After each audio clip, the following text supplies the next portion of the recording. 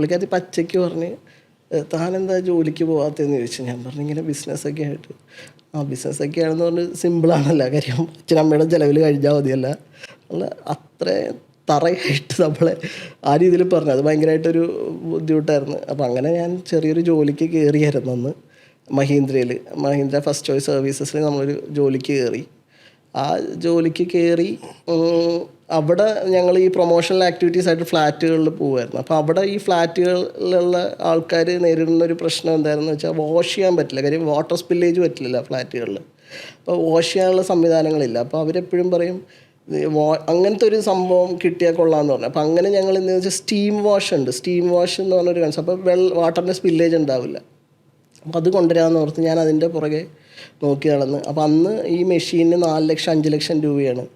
പിന്നെ ഒരു പ്രശ്നമെന്ന് വെച്ച് കഴിഞ്ഞാൽ ഒന്ന് കംപ്ലൈൻറ്റ് ആയിക്കഴിഞ്ഞാൽ ഒരു 1.5 മാസമെങ്കിലും എടുക്കും ഇത് സർവീസ് ചെയ്ത് വരാൻ. അപ്പം ഞാൻ ആലോചിച്ച് അത് പക്ഷേ വൈബിളല്ല.